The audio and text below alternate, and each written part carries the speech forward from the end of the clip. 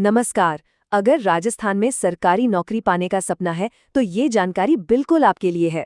आज हम Rajasthan common eligibility test 2025 से जुड़ी हर छोटी बड़ी बात को समझने वाले हैं। जरा सोचिए, वो एक अकेली चाबी कौन सी है जो राजस्थान में दर्जनों सरकारी नौकरियों के दरवाजे खोल सकती है? इसका जवाब है CET।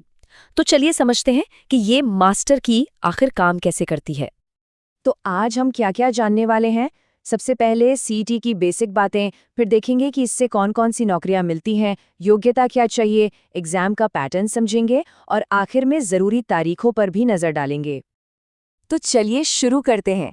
सबसे पहला और सबसे ज़रूरी सवाल, CET आखिर है क्या और ये इतना ज़रूरी क्यों है? देखिए, CET का पूरा नाम है कॉमन एलिजिबिलिटी टेस्ट। इसे एक तरह का पहला फिल्टर समझिए। राजस्थान कर्मचारी चयन बोर्ड, जिसे हम RSSB भी कहते हैं, इस एग्जाम को करवाता है ताकि लाखों उम्मीदवारों में से काबिल लोगों को अलग अलग सरकारी पदों के लिए शॉर्टलिस्ट किया जा सके। तो ये पूरा सिस्टम काम कैसे करता है? बहुत सिंपल है।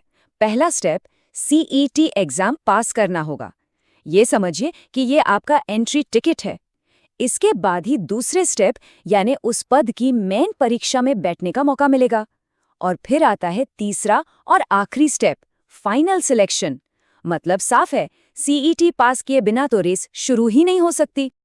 चलिए, अब आते हैं सबसे मजेदार हिस्से पर, वो सवाल जिसका सबको इंतजार रहता है।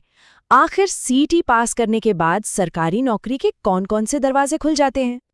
CET में मौके 2 लेवल पर मिलते हैं, मतलब आपकी पढ़ाई के हिसाब से।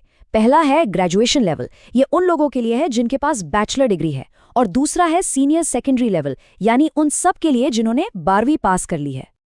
तो अगर ग्रेजुएशन पूरी हो चुकी है तो CET के बाद पटवारी, जूनियर अकाउंटेंट, प्लाटून कमांडर, महिला पर्यवेक्षक, तहसील रेवेन्यू अकाउंटेंट, सब इंस्पेक्टर और हॉस्टल सुपरिंटेंडेंट जैसे कई शानदार पदों के लिए रास्ता खुल जाता है। और जिन्होंने 12वीं पास की है उनके लिए भी मौके कम नहीं हैं। Clerk grade 2, junior assistant, constable, वनपाल, वनरक्षक और आंगनवाड़ी सुपरवाइजर जैसे पद इंतजार कर रहे हैं। मतलब मौके दोनों ही लेवल पर बेहतरीन हैं। ठीक है, पद तो देख लिए, पर अब सबसे जरूरी सवाल आता है, क्या इन परीक्षाओं के लिए अप्लाई कर सकते हैं? चलिए अब एलिजिबिलिटी यानी पात्रता को समझते हैं। देखिए, एलिजिबिलिटी बहुत सीधी और साफ है। ग्रेजुएशन लेवल के लिए चाहिए बैचलर डिग्री और उम्र होनी चाहिए 21 से 40 साल के बीच। वहीं सीनियर सेकेंडरी लेवल के लिए 12वीं पास होना जरूरी है और उम्र 18 से 40 साल। हाँ, एक बात और, सरकारी नियमों के हिसाब से उम्र में छूट भी मिलती है, तो उसे जरूर देख लेना चाहिए। चलो, एलिजिबिलिटी की बात तो हो गई, अब आते हैं असली मुद्दे पर, एग्जाम पैटर्न पर। एग्जाम वाले दिन आखिर पेपर में क्या और कैसा आएगा, इसे समझना बहुत जरूरी है। पहले ग्रेजुएशन लेवल का पैटर्न देखते हैं। कुल 140 सवाल होंगे, 280 नंबर के। अब ध्यान से देखिए, सबसे ज्यादा वेटेज है जनरल साइंस और करंट अफेयर्स का, पूरे 38 सवाल। इसके ठीक बाद 30 सवालों के साथ हिस्ट्री, पॉलिटिक्स और ज्योग्राफी का नंबर आता है। अब बात करते हैं सीनियर सेकेंडरी लेवल की, और यहाँ एक अच्छी खबर है। ये पैटर्न लगभग ग्रेजुएशन लेवल जैसा ही है। वही 140 सवाल, वही 280 नंबर। बस एक छोटा सा फर्क है, यहाँ जो मैथ्स आएगी वो 10वीं के लेवल की होगी, बाकी सब कुछ वैसा का वैसा ही है। अब एक ऐसी बात बताने जा रहा हूं जो शायद सबसे जरूरी है। गलत जवाब के लिए कोई नेगेटिव मार्किंग नहीं है। जी हाँ, बिल्कुल सही सुना। कोई भी सवाल गलत होने पर नंबर नहीं कटेंगे। ये एक बहुत बड़ी राहत की बात है। लेकिन रुकिए, कहानी में एक ट्विस्ट है। गलत जवाब पर तो नंबर नहीं कटेंगे, पर अगर कोई सवाल खाली छोड़ दिया, मतलब OMR शीट में गोला नहीं भरा, तो 1/3 नंबर काट लिया जाएगा। तो रणनीति बिल्कुल साफ है, कोई भी सवाल छोड़ना नहीं है, जवाब देना ही देना है। चलिए, अब आते हैं आखिरी और सबसे काम की जानकारी पर। अब वो जरूरी तारीखें नोट करने का टाइम आ गया है जिन्हें भूलना नहीं है। एप्लीकेशन अक्टूबर 2025 में शुरू होंगी और नवंबर 2025 में बंद हो जाएंगी।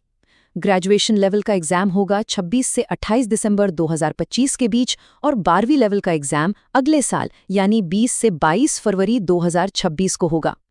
कुछ और जरूरी बातें भी जान लीजिए। एग्जाम ऑफलाइन होगा यानी OMR शीट पर। सेंटर्स राजस्थान के सभी जिलों में होंगे। पास होने के लिए कम से कम 40% नंबर लाने होंगे। और हाँ, ये CET स्कोर 1 से 2 साल के लिए वैलिड रहेगा। तो चलिए फटाफट से सारी ज़रूरी बातें दोहरा लेते हैं। पहली बात, CET कई सरकारी नौकरियों के लिए पहली और अनिवार्य सीढ़ी है। दूसरी, ग्रेजुएशन और 12वीं लेवल के लिए अलग-अलग एग्जाम होते हैं। तीसरी, मार्किंग का अनोखा नियम, गलत जवाब पर कुछ नहीं पर खाली छोड़ने पर नंबर कटेंगे। और चौथी बात, आपका स्कोर 1 से 2 साल तक वैलिड रहेगा। तो अब जब पूरा रोड मैप सामने है तो सोचने वाली बात बस एक ही है, अगला निशाना कौन सा पद होगा? अगर आपको ये वीडियो पसंद आया हो तो कमेंट करके ज़रूर बताएं और अगला टॉपिक क्या होना चाहिए वो भी हमें ज़रूर बताएं। आपका एक लाइक हमें और बेहतर और सटीक कंटेंट बनाने की प्रेरणा देता है। शेयर करें ताकि ये जानकारी हर उस छात्र तक पहुँचे जो अपने सपनों के लिए मेहनत कर रहा है। और सब्सक्राइब करें हमारे चैनल को, क्योंकि आपकी सफलता ही हमारा मिशन है।